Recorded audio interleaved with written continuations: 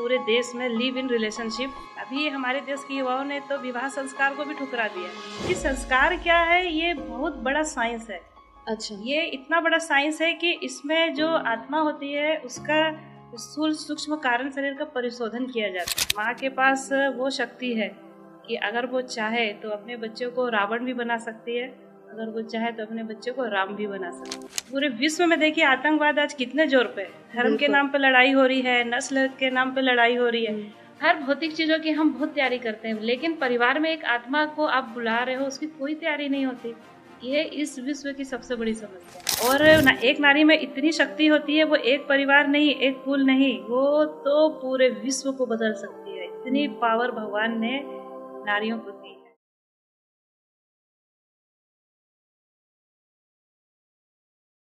परम शांति। सभी का स्वागत है परम शांति मोटिवेशन एंड मेडिटेशन चैनल में। मैं साक्षी आज आप सभी का स्वागत कर रही हूँ हमारे आज के एक बहुत ही इम्पोर्टेंट पॉडकास्ट के लिए। और आज हमारे जो गेस्ट है वो है डॉक्टर अंजिता बहन। परम शांति। परम शांति साक्षी बहन। परम शांति। अंजिता बहन जिनको कोई इंट्रोडक्शन की वैसे ज़रूरत नहीं है, वो डॉक्टर है और होम्योपैथिक डॉक्टर है, एमडी डॉक्टर है। और उन्होंने बापूजी के ज्ञान से जुड़ने के बाद उन्होंने बहुत सारी ऐसी चीज़ों का समाज में एक रिसर्च किया कि किस चीज़ की कमी है जिसके कारण जो लोग हैं वो एक ज्ञान की तरफ उनका रुझान क्यों नहीं हो रहा है। उसका एक मेन फाउंडेशन है, एक नींव है। जिस टॉपिक पे आज हम बात कर रहे हैं वो बहुत ही इम्पोर्टेंट टॉपिक है और स्पेशली सारी माताओं को ये टॉपिक पे ज़रूर सुनना चाहिए। आज हमारा थोड़ा वुमेन ओरिएंटेड टॉपिक भी है और युवाओं के लिए भी है। मतलब ओवरऑल आज जो हम बात करने वाले हैं मैं उसके बारे में आपको बता दूं। आज हम बात कर रहे हैं कि कैसे संस्कारवान पीढ़ी की हम लोग नींव रख सके। आज हम देख रहे हैं कि आज जो कुछ भी हो रहा है धरती पर, तो हम देख रहे हैं कि आज लोगों का रुझान किस तरफ जा रहा है। हमारी जो आगे आने वाली पीढ़ी है उनका रुझान किस तरफ झुक रहा है। कुसंस्कारी हो रहे हैं, गलत आदतें, नशे, बहुत सारी चीज़ें हैं जिसके बारे में आज हम बात करेंगे। और इसकी नींव कहाँ से रखी जा रही है और इसमें हम किस तरीके से बहुत बड़ा बदलाव ला सकते हैं उसकी बात करेंगे। गर्भ संस्कार क्या है, क्या माताओं को करना चाहिए जिससे कि उनकी जो पीढ़ी है, जो आने वाली हम नस्ल देख रहे हैं या जो आगे आने वाला समाज हमारा होगा वो ज़्यादा बेहतर बने। और इसीलिए आज हमारे साथ डॉक्टर अंजिता बहन है। उनकी खुद की रिसर्च है और उन्होंने बहुत सारे लोगों को ऑब्जर्व किया है। उनके पास बहुत सारे प्रकार के पेशेंट आते हैं, तो वो इस समस्या से बहुत करीबी तरीके से जुड़ी है। तो आज उन्हीं से सुनेंगे, तो आप बने रहिएगा, पूरा पॉडकास्ट जरूर देखिएगा, आज का बहुत इंपॉर्टेंट है जी। स्वागत है आपका। और की परम शांति। परम शांति। सबसे पहले मैं बापूजी को सादर कोटि चरण स्पर्श वंदन करती हूँ। ब्रह्मा माँ को सादर कोटि चरण स्पर्श वंदन करती हूँ। नीरू माँ को सादर कोटि चरण स्पर्श और वंदन। और आनंद भाई, साक्षी बहन, आप लोग का बहुत कोटिस कोटिस धन्यवाद, आपने मुझे इनवाइट किया जी इस महत्वपूर्ण सेशन के लिए। जी जी धन्यवाद जी। जी, तो आओ गढ़े संस्कारवान पीढ़ी। हम जैसे अभी के समय में समाज की तरफ नज़र डालते हैं, परिवार की तरफ नज़र डालते हैं, अपने देश के स्तर पर हम देखते हैं, अंतर्राष्ट्रीय स्तर पर देखते हैं या विश्व के स्तर पर देखते हैं, तो हम क्या देख रहे हैं? हम देख रहे हैं कि चारों तरफ अशांति का वातावरण है। चारों तरफ एक घोर अंधकार का युग चल रहा है। क्यों चल रहा है? क्योंकि अभी हम परिवार में भी देखते हैं तो परिवार में 6 लोग हैं तो उनकी आपस में नहीं बनती है।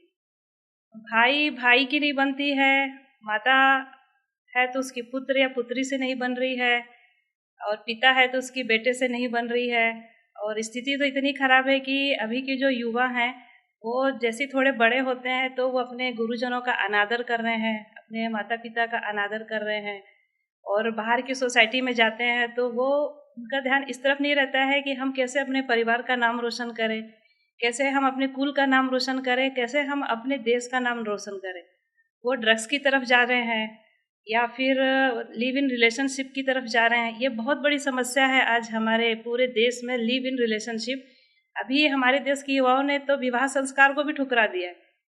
तो इसके कारण क्या है कि एक घोर अंधकार का युग चल रहा है। अभी मैं जैसे डॉक्टर हूँ और मैं कई सामाजिक संगठनों में जुड़ी हूँ, तो पेरेंट्स आके बोलते हैं कि ऐसा क्या हो गया कि एकदम से पूरा वातावरण बदल गया।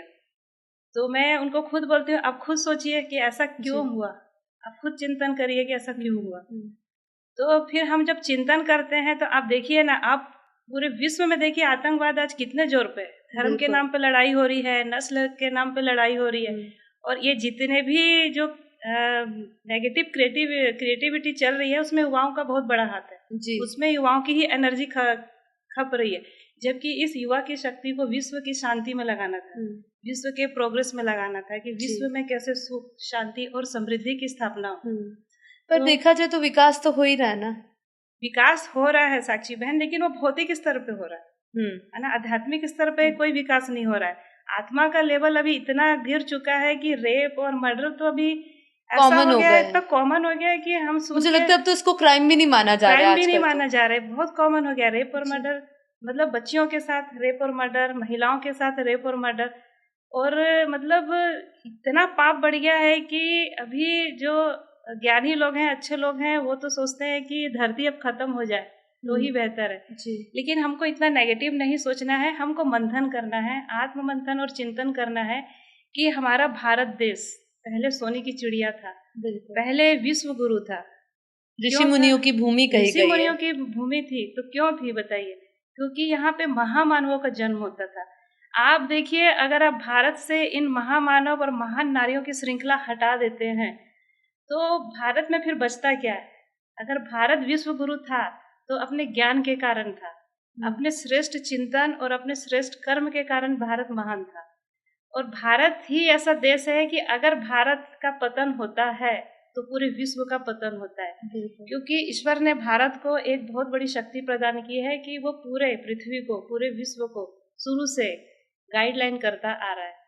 तो यहाँ राम और कृष्ण का जन्म हुआ, वो तो परम परम महान आत्माएं थी। चलो हम उनको भगवान मानते, लेकिन आप अभी थोड़ा से पीछे जाइए, जब आजादी का समय था, आप सुभाष चंद्र बोस को देख लीजिए, कितनी महान आत्मा थी।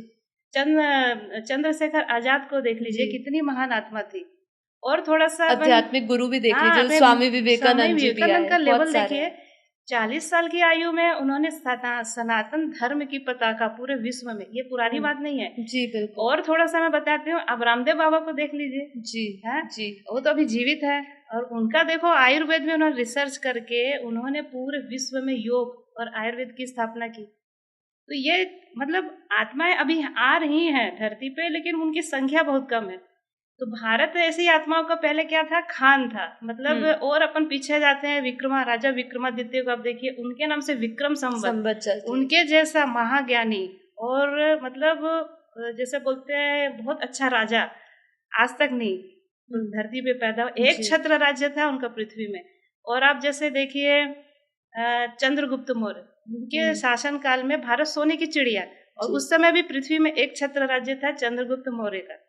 तो ये ज्यादा पुरानी बातें नहीं है। और अपन वैदिक काल में जाएं तो ऋग्वेद के जितने भी ऋषि मुनि हैं, जिनको आज हम साइंटिस्ट बोलते हैं, वो उस समय में ऋषि मुनि और ऋषिकाएं बोलते थे। तो एक से एक ऋषि मुनि पैदा हुए जिन्होंने ऋग्वेद, सामवेद, वेदों की रचना की। अपन पतंजलि योग दर्शन पढ़ते हैं तो पतंजलि कोई ऋषि मुनि नहीं थे, वो उस समय के महान डॉक्टर थे। उन्होंने यम, नियम, आसन, प्राणायाम, प्रत्याहार, अष्टांग योग निकाला है ना। अष्टांग योग तो वो क्या है? वो पूरा एक मेडिकल साइंस तो है जी। तो इतने महान आत्माओं से धरती भरी हुई थी, और महान नारियों की भी बहुत बड़ी श्रृंखला है। हम वैदिक काल में देखें तो अपाला है, घोषा है, देवयानी है, इंद्राणी है। ऋग्वेद जो हमारा सबसे पुराना वेद है, उसकी रचना में इन ऋषिकाओं का, इन महिला वैज्ञानिकों का बहुत बड़ा हाथ था।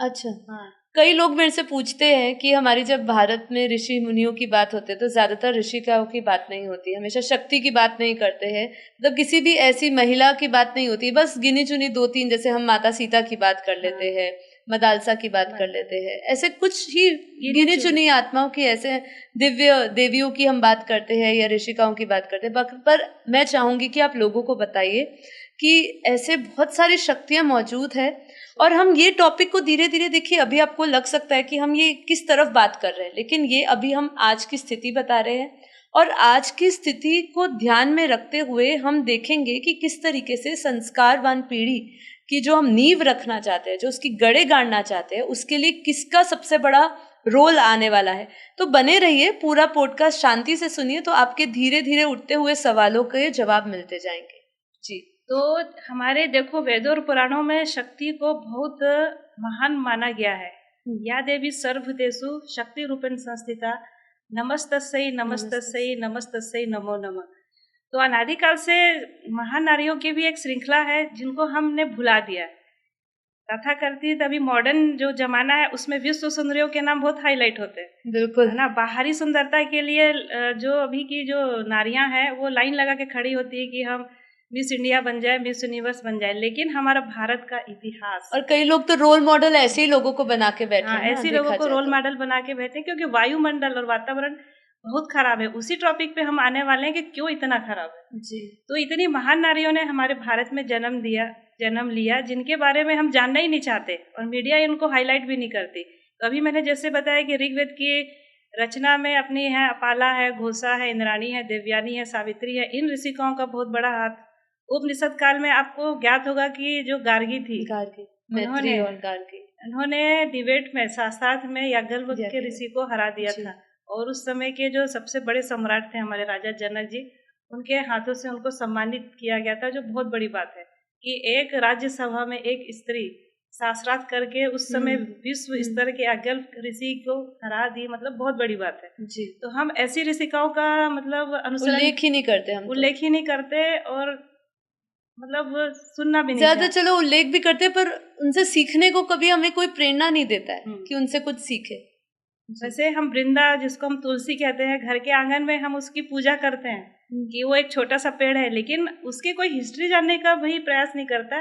तो मैं आपको बताती हूँ कि जो वृंदा थी वो जालंधर की पत्नी थी, उनको बहुत ब्रह्म ज्ञान था। उसके बाद वो उस समय मेडिकल साइंस की MD और MS थी।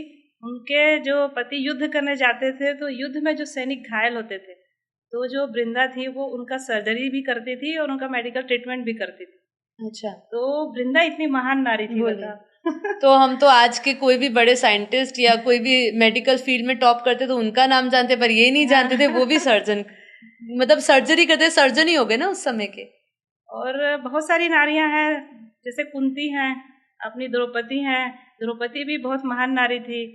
उनका तो जन्म बोलते हैं कि अग्निकुंड से हुआ था। हाँ जी। उनके पास तो अपार शक्ति थी।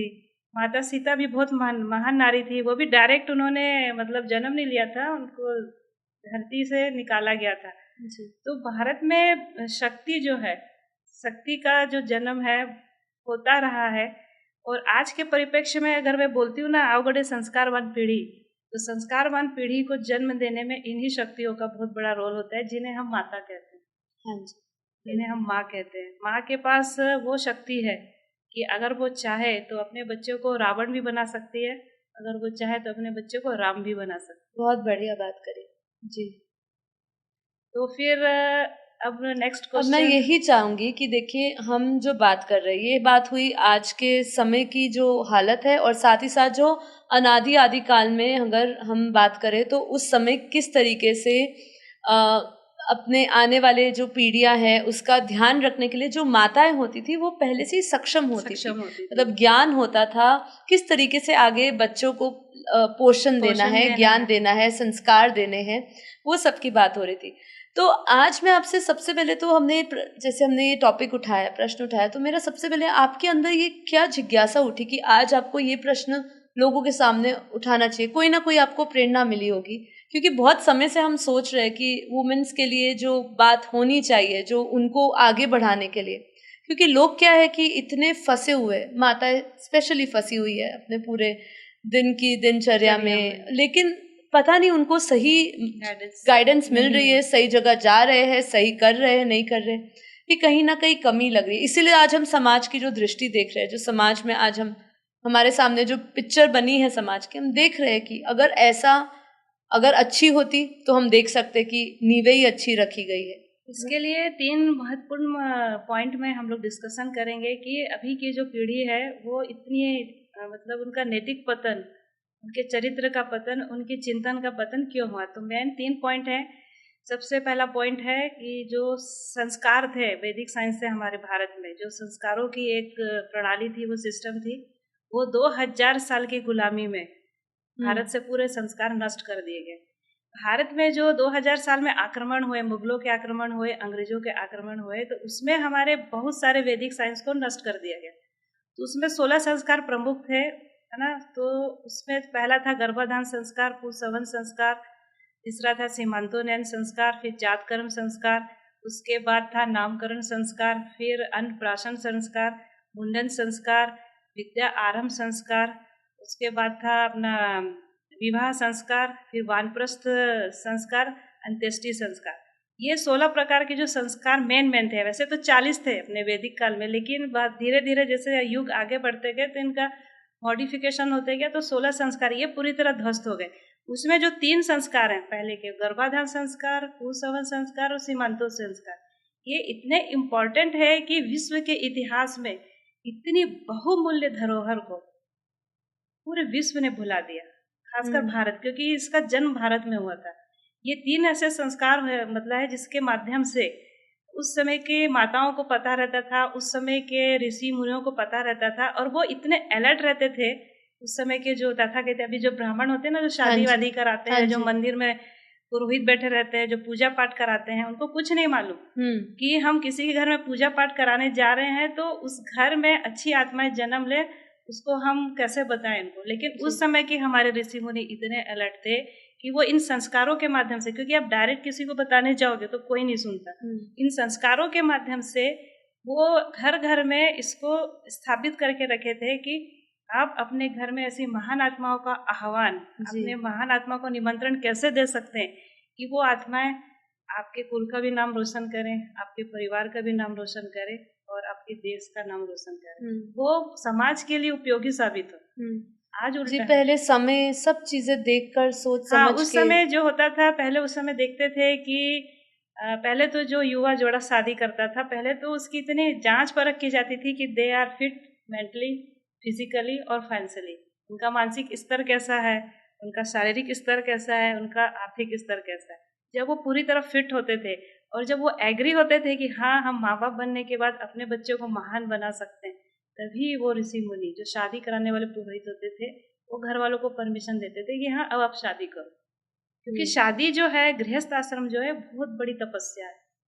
अब इसमें ही गृहस्थ आश्रम में जाने के बाद ही बहुत सारी जिम्मेदारियां बढ़ती है, तो उसके लिए हमको अपने जो बच्चे स्कूल में पढ़ रहे हैं, 9, 10, 11, 12, जो कॉलेज में जो बच्चे पढ़ रहे हैं, जो लड़के लड़कियां पढ़ रहे हैं, उनको शिक्षण देना चाहिए। तो उसका रिस्पॉन्सिबिलिटी किसके ऊपर है? परिवार वालों के ऊपर है। तथाकथित जो हमारे पहले तो ऋषि मुनि बोलते थे, गुरु बोलते थे, हमारे टीचर्स के ऊपर है। इनका मतलब जिम्मेदारी है। देखिए अभी इन्हीं लोग को नहीं मालूम, ज्ञान ही नहीं है, इन्हीं को नहीं पता। जैसे आपने इतनी सारी बातें बताई, कई हमने भी पहली बार सुनी होगी या कई हमें भी नहीं पता था कि ऐसा होता था। ऊपरी तौर पे सब पता है, क्योंकि हम जब सीरियल देखते हैं, माइथोलॉजिकल सीरियल्स देखते हैं, तो पता चलता है कि मतलब कि इन संस्कारों का ना उपहास उड़ाया जाता है। उसमें ना डांस दिखाते हैं, गिफ्ट दे रहे हैं, मतलब संस्कारों की धज्जियां उड़ाई जाती है सीरियल में, तो सीधा सीधा बोलोगे। जबकि संस्कार क्या है, ये बहुत बड़ा साइंस है। अच्छा, ये इतना बड़ा साइंस है कि इसमें जो आत्मा होती है उसका स्थूल सूक्ष्म कारण शरीर का परिशोधन किया जाता है। अच्छा, इसको आप थोड़ा समझाएंगे? हाँ, ये बहुत बड़ा माइक्रो साइंस है जिसमें सब कॉन्शियस माइंड को जो डिलीट करते हैं, जो जन जन्मांतर के जो उसमें संस्कार डीएनए आरएनए के रूप में संचित होते हैं, उसको डिलीट किया जाता है। ये इतना बड़ा मतलब साइंटिफिक बोलते हैं, ये इतना बड़ा साइंटिफिक सिस्टम है कि जिसके द्वारा एक बहुत पॉजिटिव अफर्मेशन, एक बहुत स्ट्रॉन्ग अफर्मेशन ब्रेन में भेजा जाता है, सबकॉन्शियस माइंड में भेजा जाता है। तो उसमें जब रिकॉर्डिंग होती है और उसके बाद जो ब्रेन से इलेक्ट्रोमैग्नेटिक वेव फैलते हैं चारों तरफ, तो उससे एक ऐसा शक्तिशाली वातावरण तैयार होता है कि उच्च स्तरीय आत्माएं अपने आप घर में आती हैं जन्म लेने, और बड़े से बड़े काम आसानी से अपने आप होते चले जाते हैं। तो ये माइक्रो साइंटिफिक टेक्निक है, बहुत बड़ा साइंटिफिक टेक्निक है। इसका कोई उदाहरण आप दे सकते हैं? जैसे आप मुझे शायद आप प्रहलाद का भी बता रहे थे। प्रहलाद का मैं कहानी छोटा सा बताऊंगी कि जब हिरण्यकश्यप चले गए थे तब करने, तो इंद्र ने इसको अरेस्ट कर लिया था, प्रहलाद की मम्मी कायाधु को, आजकल तो मम्मी बोलते हैं, उनकी मदर को अरेस्ट कर लिया था। तो नारद मुनि उनको छुड़ाने गए कि इनके गर्भ में अभी ये गर्भवती है और हमारे धर्म में गर्भवती महिला को मारना पाप माना जाता है, तो आप उनको छोड़ दीजिए। तो वो फिर रोने लगी कि मैं कहाँ जाऊंगी। तो फिर नारद ऋषि बोले आप हमारे आश्रम में चलो। तो हिरण्यकश्यप तो बहुत बड़ा असुर था, जो प्रहलाद की माँ तो महासुर था, और ये कायाधु भी असुर कुल की थी, तो कुल की थी। तो हाउ कैन यू थिंक कि उनके गर्भ से एक बहुत बड़ी देव आत्मा जन्म ले सकती है या ईश्वरीय गुणों से ओतप्रोत आत्मा जन्म ले सकती है। और वो नारद ऋषि के आश्रम में थी, तो वहाँ के जो संस्कार पड़े, वहाँ का रहन सहन, आहार विहार, ध्यान करना, मंत्र जाप करना, ओमकार की ध्वनि सुनना, और वैसे सात्विक आहार विहार लेना। और वैसे ही नारद मुनि बोलते थे कि उनको बोलते थे अपने बच्चों को पॉजिटिव अफर्मेशन दो कि तुम इस विश्व में आ रहे हो मेरे थ्रू, तो तुम्हें विश्व का कल्याण करना है, तुम्हें महान आत्मा बनना है। तो वो गर्भ में ही अपने बच्चे से बात करती थी कि बेटा, जो बेटी हो या बेटा, तुम जो भी हो, तुम मेरे घर से जन्म ले रहे हो, तो तुम्हें विश्व स्तरीय की आत्मा बनना है। तुमको अपने पिता की तरह यहाँ पे लोगों का संहार करना, औरतों का मतलब चीर हरण करना, ये सब काम नहीं करना है। तुमको यहाँ पे आके ईश्वरी तुल्य कार्य करना है। तुम्हारे अंदर क्षमा के गुण होने चाहिए, प्रेम के गुण होने चाहिए, सहन शक्ति के गुण होने चाहिए। और आप देखोगे कि बहुत आश्चर्यजनक बात है कि जब प्रहलाद का जन्म हुआ और जैसे ही थोड़ा बड़ा होने लगा, तो वो भगवान विष्णु की आराधना करता। हाँ, ओम भगवते वासुदेवाय, और उनके मुंह से यही मंत्र निकलता था और वो सारे ईश्वरीय गुणों से ओतप्रोत था। तो वो प्रहलाद का जन्म हुआ तो उसके डीएनए कोड, जो उसके जीन में जो डीएनए था, असुर संस्कार के जो डीएनए थे, वो रिप्लेस हो गए। वो रिप्लेस मतलब वो डिलीट हुए, मतलब वो सप्रेस हो गए, वो सप्रेस हो जाते हैं। वो पड़े रहते हैं, वो सप्रेस रहते हैं और एक्टिव होते हैं अच्छे जीन के डीएनए, जो जिसमें ईश्वरीय गुण होता है। क्योंकि डीएनए आरएनए मतलब जन जन्मांतरों का संस्कार लेके आत्मा जन्म लेती है। तो ध्यान और मेडिटेशन का, पॉजिटिव अफर्मेशन का, सात्विक आहार विहार का बहुत बड़ा महत्व है।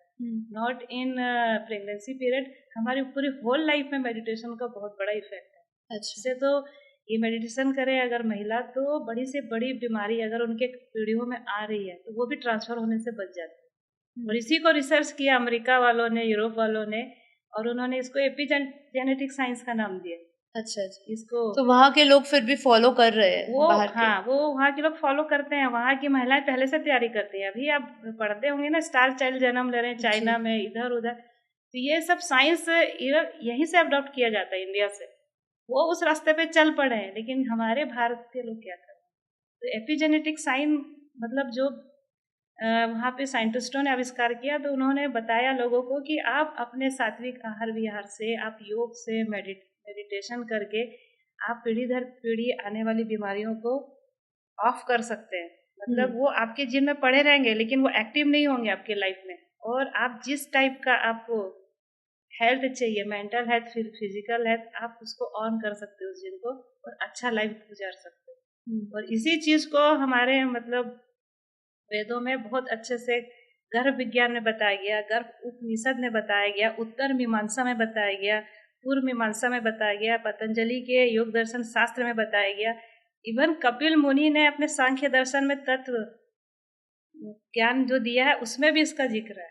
मतलब ये कितना बड़ा साइंस है, और हम कोई जानते नहीं। हमारे भारतीय लोगों ने इसको भुला के रखा।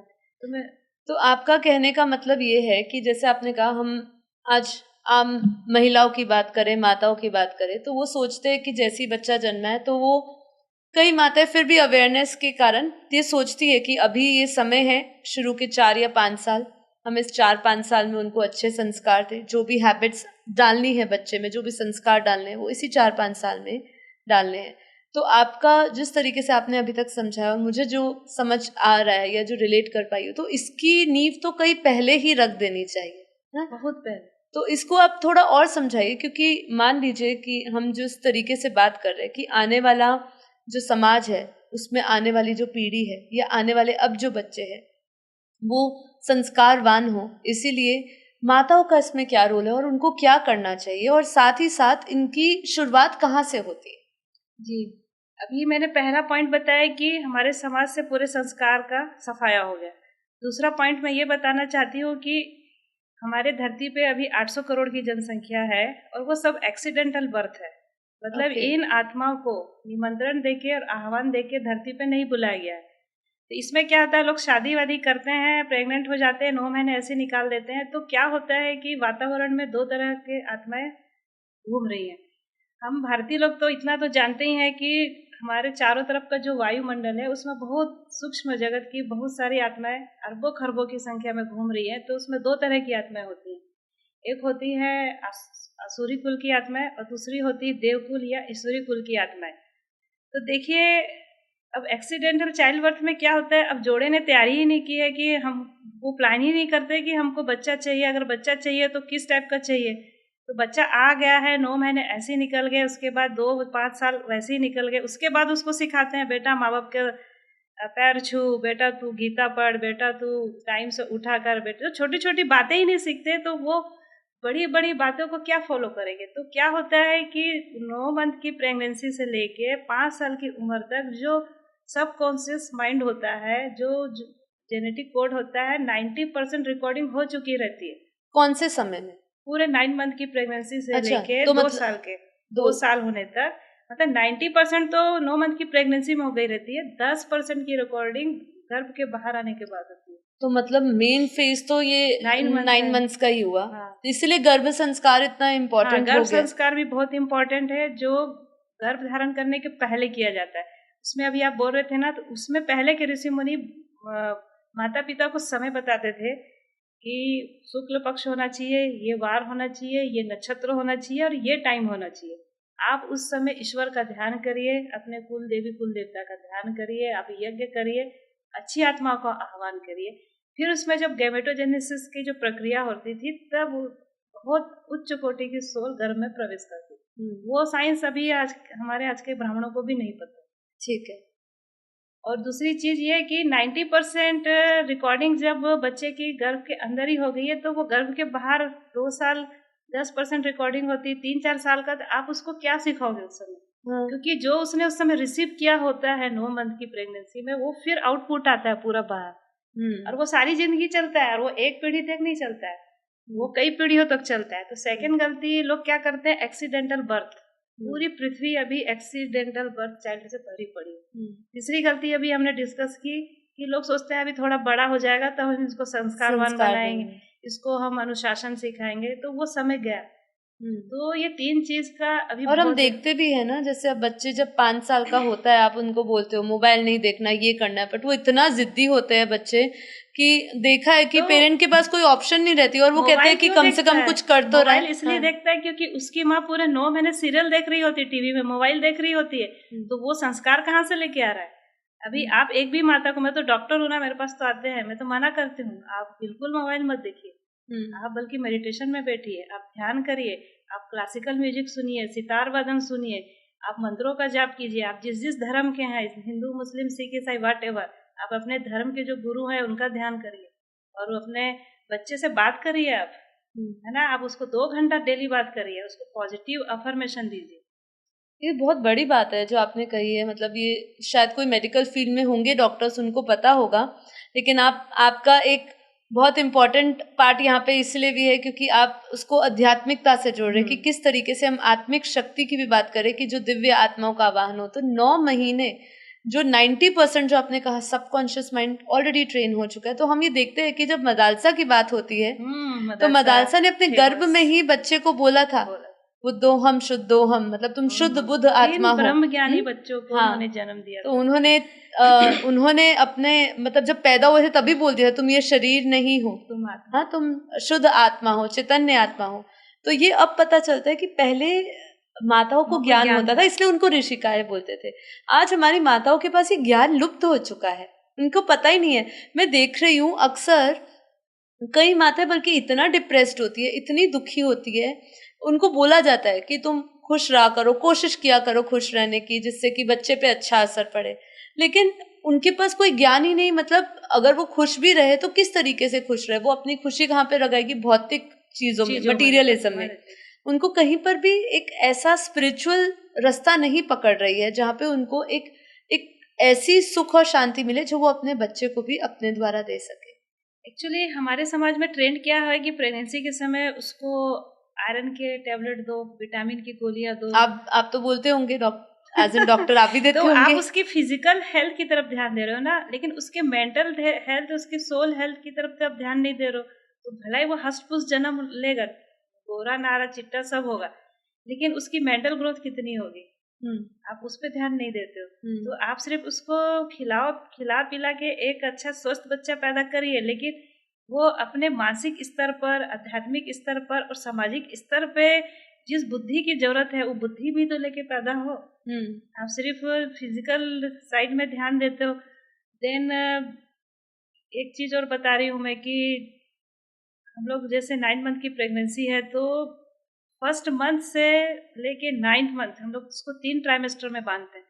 जो पहला महीना होता है वो बहुत इंपॉर्टेंट होता है। पहले महीने में क्या होता है कि बच्चे का एक्टोडर्म, मेसोडर्म, इंडोडर्म का निर्माण होता है। हम उसको स्पिरिचुअल लैंग्वेज में बोलते हैं कि स्थूल शरीर, सूक्ष्म शरीर और कारण शरीर। तो उस समय जाइगोट का गैमेटोजेनेसिस प्रोसेस चल रहा होता है। तो उस समय जो पीढ़ी दर पीढ़ी जो जेनेटिक कोड ट्रांसफर हो रहे होते हैं, क्योंकि माता और पिता का क्रोमोसोम का फ्यूजन होकर उस समय जो जाइगोट है वो प्रोसेस में चल रहा होता है फर्स्ट मंथ में। तो एक्टोडर्म, मेसोडर्म, इंडोडर्म का निर्माण हो रहा होता है। उस समय माँ अगर योग करे, उस समय माँ अगर अच्छा आहार ले और उस समय माँ खुश रहे और उस समय ही सोच ले कि मुझे साइंटिस्ट बच्चा चाहिए, कि मुझे ब्रह्मज्ञानी बच्चा चाहिए, कि मुझे व्हाटएवर। आजकल तो लोग यही मांगते हैं, डॉक्टर मांगते हैं, इंजीनियर मांगते हैं और क्या खिलाड़ी मांगते हैं, बड़ा सिंगर बन जाए और बड़ा हीरो बन जाए। और लड़कियों की तरफ तो अभी भी बहुत कम ध्यान है, अभी भी लड़की कोई नहीं मांगता। बहुत दुख की बात है ये तो। बहुत दुख की बात। पर कोई नहीं, इसके ऊपर भी कभी चर्चा करेंगे हम कि क्यों नहीं मांगते। लेकिन आज जो भी बच्चा आए लेकिन वो संस्कारी नहीं आए तो क्या फायदा। फिलहाल तो मैं कहूँ, हाँ, तो मैं ये कह रही थी कि वो वेरी सेंसिटिव टाइम की, जब वो मेसोडर्म, इंडोडर्म, एक्टोडर्म का निर्माण हो रहा है और माता पिता को पता ही नहीं कि मतलब आत्मा का गर्भ में प्रवेश हो चुका है। तो वो मतलब जो मैंने कहा ना एपिजेनेटिक साइंस की, तो डीएनए ऑफ का जो स्विच है डीएनए का ऑफ और ऑन कैसे करोगे। तो ये इट इज मस्ट कि आप जब तैयारी कर लो पूरी, उसके बाद शादी करो। आप पहले ना एक ब्लूप्रिंट तैयार करो कि हमको शादी के बाद ऐसा बच्चा चाहिए, इसके हम ये तैयारी करें। हम देखो कितने सेल्फिश हैं। हम एक गाड़ी खरीदने जाते हैं 10 शोरूम में घूमते हैं। हम एक मकान बनाते हैं तो 2-3 साल माथा पच्ची करते हैं, यहाँ किचन होगा, यहाँ बेडरूम होगा, तो ऐसा पार्क होगा, तो ये होगा। हर भौतिक चीजों की हम बहुत तैयारी करते हैं, लेकिन परिवार में एक आत्मा को आप बुला रहे हो, उसकी कोई तैयारी नहीं होती। ये इस विश्व की सबसे बड़ी समस्या है। अरे तुम्हारे परिवार में एक आत्मा जन्म ले रही है जो उम्र तुम्हारे साथ रहेगी, आगे भी बुढ़ापे में, आपके मरने के बाद भी। हमारे तो भारत में तर्पण अर्पण सब होता है, उसने ही करना है। तो आप तैयारी करके अच्छी आत्मा को घर में बुलाइए ना। तो ये बहुत बड़ा मतलब। तो चलिए मान लेते हैं अब जो भी अभी माहौल है, जो भी समझ है लोगों में, अब इनको जब भी पता चलता है उसके बाद भी माताएं क्या कर सकती है। मैं वही ना मिस कर रही हूँ, मेन पॉइंट में बोल देती हूँ अभी कि जो 9 मंथ की प्रेगनेंसी होती है, चलो मिस हो गया, पर उनको फर्स्ट सेकंड मंथ में पता नहीं चला कि गर्भ में बच्चा आ गया है। तो भी भगवान ने सिर्फ नारी को, सिर्फ माँ को ही ये शक्ति प्रदान की है कि वो उस समय भी ध्यान दे।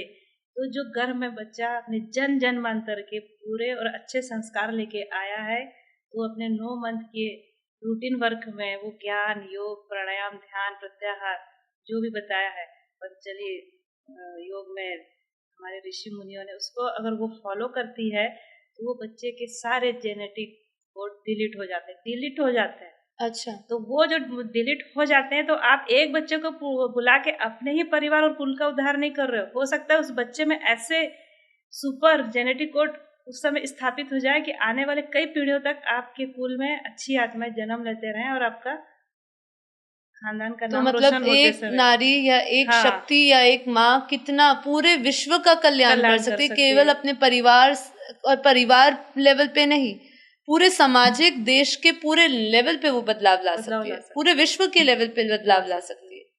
तो आपने एक बार मुझे, जब हम बात कर रहे थे ऑफ कैमरा भी इसके बारे में चर्चा कर रहे थे, तो आपने आगे भी कुछ कहा था कि 4th, 5th, 6th मंथ्स का जो रहता है, इसमें जैसे पूरी 9 मंथ की जो होती है ना, तो अभी मैंने कहा कि फर्स्ट मंथ में तो न्यूरल प्लेट, न्यूरल एक्टोडर्म, इसका मतलब निर्माण हो जाता है। नर्वस सिस्टम, ब्रेन का पूरा स्ट्रक्चर तैयार हो गया रहता है। ये फर्स्ट और सेकेंड मंथ में हो जाता है। 4 और 5th मंथ में क्या होता है, ब्रेन सेल का जो डेवलपमेंट है वो हाई स्पीड पकड़ लेता है। सब कॉन्शियस माइंड ना मतलब लाखों गुना एक्टिव होता है और एक एक सेल पता है एक एक मिनट में 2.5 लाख पर मिनट एक एक सेल